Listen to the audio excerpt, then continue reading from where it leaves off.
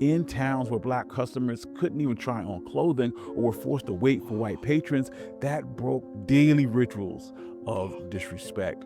What's the story, people? Welcome back to the channel. We're checking out something that came up on my timeline, and I was like, I have to check this out. So this is how the Sears catalog outsmarted Jim Crow. My knowledge of Jim Crow was when black people weren't allowed to go to some spaces just for white people alone. So this is very interesting. Let's check it out. This book sold suits, books, and even entire houses. It was the Sears and Roebuck catalog, and when it landed on black families' porches, it turned something that used to be a ritual of humiliation into something closer to dignity. So join us today for the untold story of how a simple catalog accidentally fought Jim Crow. I'm your host, Country Boy, and this is One Mic Black History. And if you like stories like this, you can find more stories like this at onemichistory.com. But without further ado, let's get started. Before we dive into the Sears catalog, it's important to understand what Jim Crow looked like at the store counter. Before the Pleasant versus Ferguson stamped separate but equal into law. Sorry, just before we get into it, I want you guys to realize that your knowledge of black history in the US compared to mine is nothing. Like, the only thing we learn from is from movies. Like, we don't know. I don't know how to explain it. Like, I only start realizing how bad it was when I watch movies like, Django Unchained. I was like, that actually happened. You guys are family members, your great-great-grandparents that went through stuff. We don't. That's why sometimes I would never fully understand exactly what happened. That's why I'm watching these clips on YouTube, reading books to learn about it. So yeah, in case you might think I'm being ignorant, I just don't know. I'm learning, and I'm so glad I'm finally learning. Let's continue. In 1896, Pleasant versus Ferguson stamped separate but equal into law. In 1896, segregation was enforced not just by statutes but by custom. In rural towns, the country store was the gatekeeper of life. Most black families were tenant farmers or sharecroppers, and credit ran through white merchants who set the prices, kept the books, and controlled interest in the crop lien system, which was a line of credit that allowed sharecroppers to obtain supplies and loans that kept our people in debt. At the store counter, humiliation was policy. You could be made to wait while every white customer was helped first. You could be denied formal titles like Mr. and Miss, barred from trying on clothes. Bro, the white only, bro. What? Imagine what people have gone. Well, I'm so glad that today, hopefully today is not the case. I hope there's no state, there's no town in the US that still has this in the US. Wow. Steered towards inferior goods or told that an item was good enough for a nigga. Even the shelves joined in with caricatures on packages and ads that turned racism into branding. Pushing back meant real risk of eviction, arrest, and maybe much worse. This led black communities to answer with the strategy. They opened co-ops and credit unions, patronized black-owned stores. In the 1930s, they started Don't Buy Where You Can't Work campaigns. See, that, I understand that. When I hear about black-owned stores, back then, yes, I feel like it really helped a lot of people back then. Today, I feel like some people take the piss.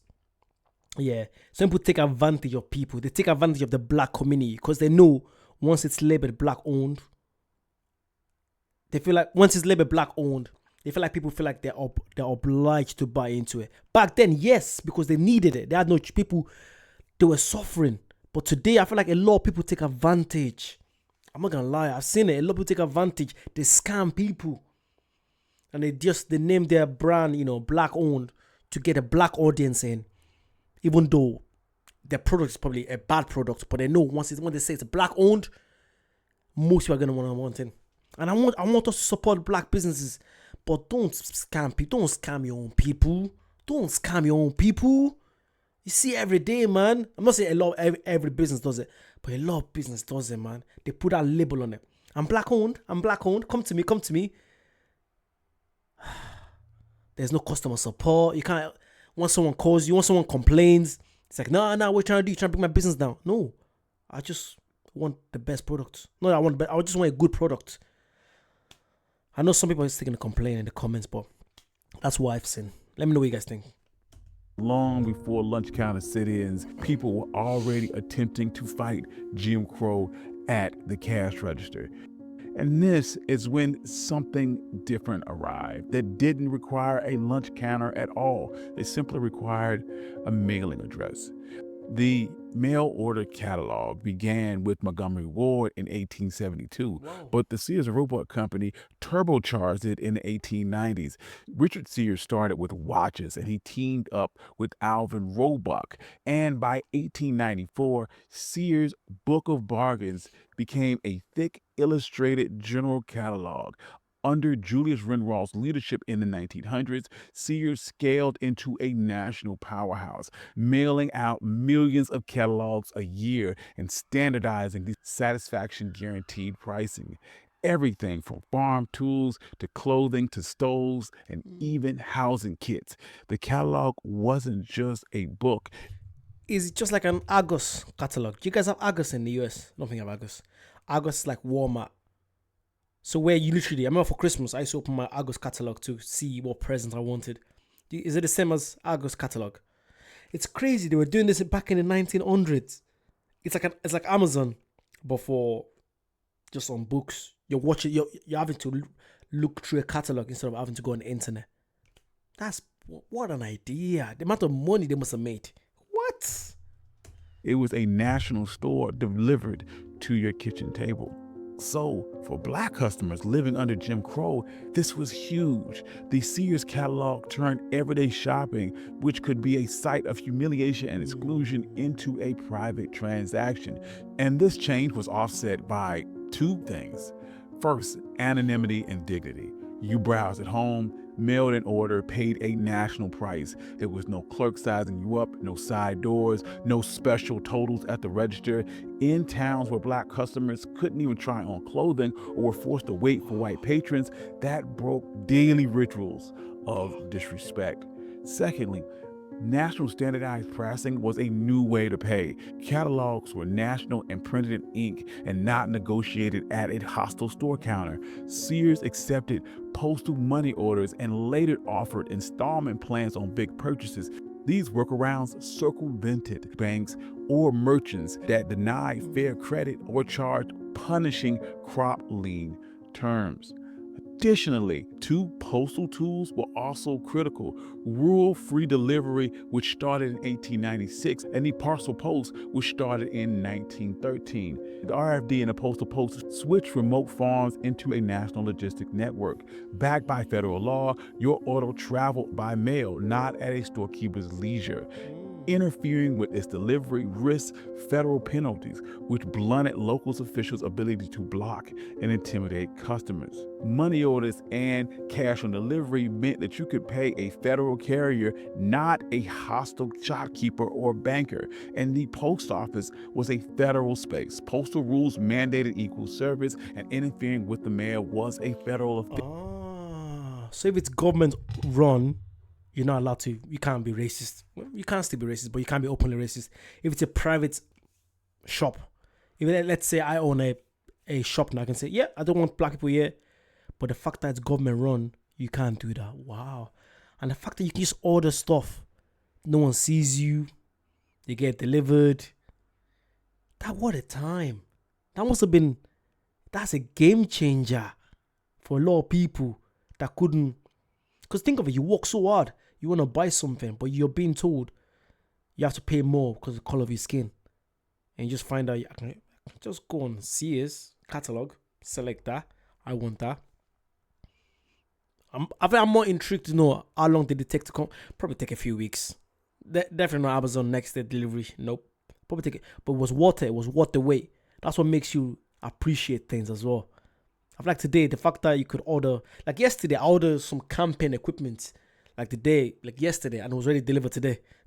Like, I ordered like a stove, a gas, some cooking utensils, some light, some power bank. Next day, boom, at my door. I couldn't do that in the early 1900s. In places where customs outweighed rights, That blue and gray uniform offered a rare protection. Safety sat in that catalog too. Sears listed rifles alongside farm gear at a time where local laws often failed to protect black communities.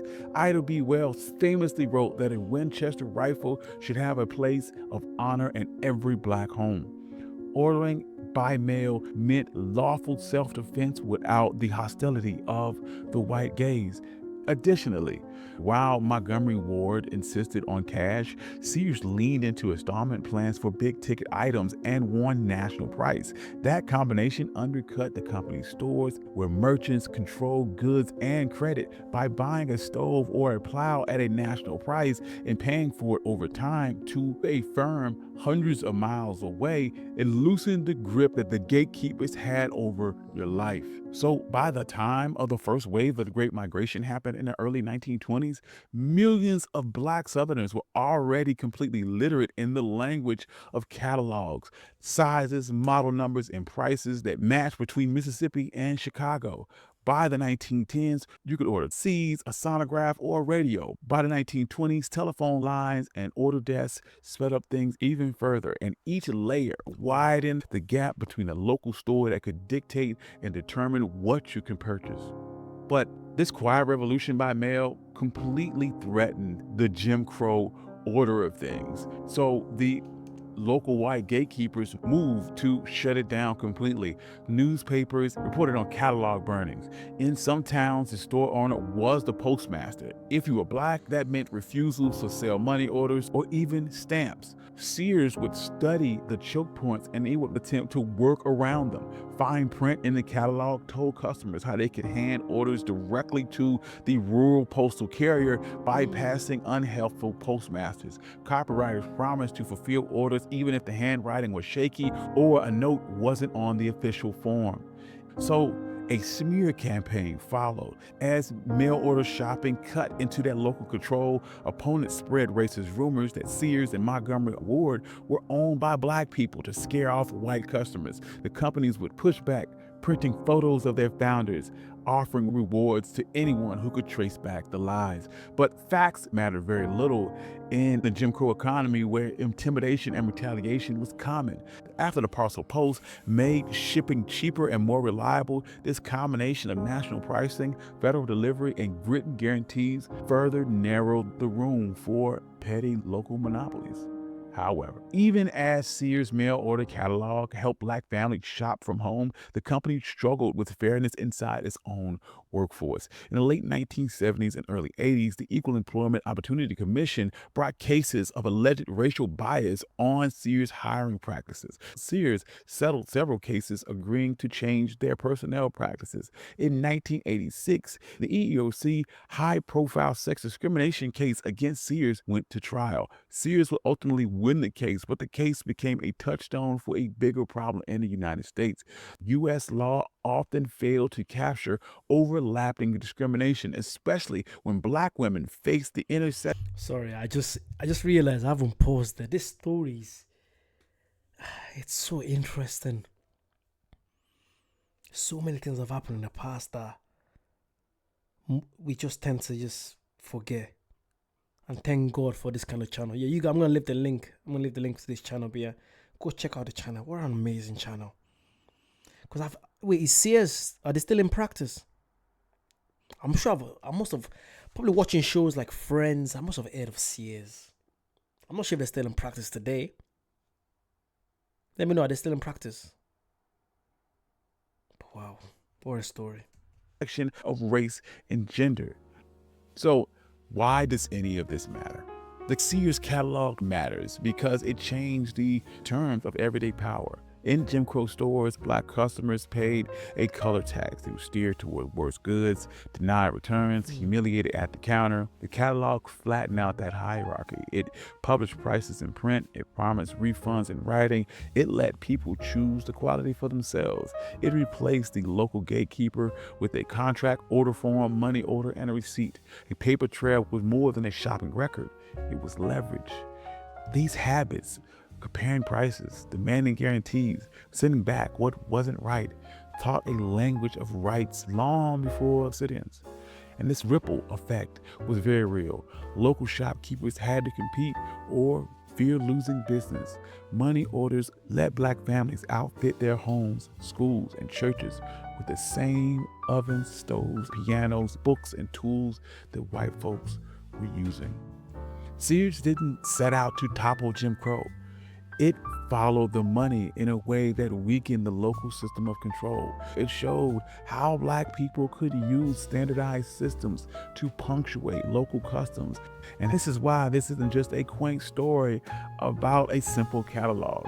It is an economic blueprint for how simple changes can completely reroute the source of economic power. Thank you. I'm your host, Country Boy. Wow, I love that. Absolutely. This is the kind of stuff I'm really into. Sometimes when I'm not reacting to stuff, this is the kind of stuff I love to watch, man. Because then it helps me understand why people... Because most of the time, people are not just angry for no reason. I remember a few years ago, I used to wonder, like, why is there so much... Some people have so much hate. Or like, why do some black people hate so many white people? Or vice versa. But it might be because... Your great-grandparent told you, okay, my great-grandparent told me when they were younger, this is what they went through. And then you take that pain. You know, for me, I've never experienced that. I'm not going to pretend and say I've experienced a lot of racism. Barely, nah, not really. That's why I'm very open. And I feel like we live in a war today, especially in the United States in the United States of America. Today, if you work hard, you can make it. I think regardless of your race, because we've seen a lot of black people, a lot of white people, Hispanic, Asian. If you work hard, like I feel like all these amazing people, the black, or I don't like using the word colored, the African Americans. Let's say African Americans back in the late 1800s, 1700s, 1600s, they went through a lot of stuff, so that the black people in America don't have to go through it today. That's pretty much, they went through a lot of stuff, a lot of pain, so that we don't have to, or you guys that are living in America don't have to go through today. So take advantage of that. Just, focus on yourself. Don't, of course, most people tend to live in the past. I want to say, yeah, my people suffered, yeah. But what's the message? What's the message for your kids, your grandkids? Do you want them to keep carrying that? Teach them what happened. But don't push hate on them. That's what I keep saying. I know people are going to say, nah, you don't understand. Yes, I do know. I would never understand. But what I know is hate encourages more hate. And it will never stop. It will never, ever stop. Me, I would never teach my kids to look at other races, less than them. Or treat people by the content of their character. If someone is nice to you, regardless of their race, be nice to them. That's the way I see things. And I want to see your comment. I want to see what you guys have to say. I don't live in America, so I would never fully understand. But watching stuff like this, it's really encouraging. It helps future generation to understand where we came from, where our great-grandparents, what they went through, and where we are today. But yeah, if you guys want to see more amazing stuff like this, please like, comment, and subscribe. And I'll see you guys very soon. Bye-bye.